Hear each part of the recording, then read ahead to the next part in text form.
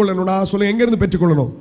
தேவனிடத்திலிருந்து பெற்றுக்கொள்ளணும். என் குடும்பத்தை எப்படி நடத்தணும், எப்படி நடத்தணும்? ஏன்னா நீங்க எல்லாருமே அப்படி நடத்தி வந்திருக்கிறீங்க. ஆனால் நம்முடைய பிள்ளைகளை வரும்போது அந்த காரியத்தில் கவனமா இருக்கு. இப்போ என்னுடைய கடந்த நாட்கள் என்னுடைய வாழ்க்கையில் நடந்த ஒரு சம்பவத்தை சொன்னா இது எப்படி தலையீடு இல்லாமல் இருக்குன்னு நீங்க அறிஞ்சிப்பீங்கன்னு நினைக்கிறேன். எனக்கும் என்னுடைய மனைவிக்கும் நான் செய்தித்துறையில் இருக்கும்போது ஒரு விஷயம் பயங்கரமான பிரச்சனை வந்துருச்சு. அந்த பிரச்சனையில் என்ன செஞ்சுட்டாங்கன்னா, பிள்ளைகளை கூட்டிட்டு அவங்க வீட்டுக்கு போயிட்டாங்க. நான் சொல்லிட்டேன், போயிட்டு தாராளமாக போயிடு. அப்போ வேகமாக கூட்டிகிட்டு போயிட்டான். நான் நீ வரவே மாட்டேன் இங்கே அப்படின்னு. எப்போ ஒரு சாயங்காலம் நடக்குது இந்த சம்பவம். போயாச்சு. நான் வீட்டில் நான் உட்காந்துட்டேன். நான் போயிட்டு வர பார்த்துக்கலாம் அப்படின்னு. அப்போ ஒரு 2 மணி நேரம் 3 மணி நேரம் போன வேகத்தில் திருப்பி வந்துட்டாப்புல. என்னடா இனிமேல் இந்த பக்கமே வரமாட்டேன்னாப்புல.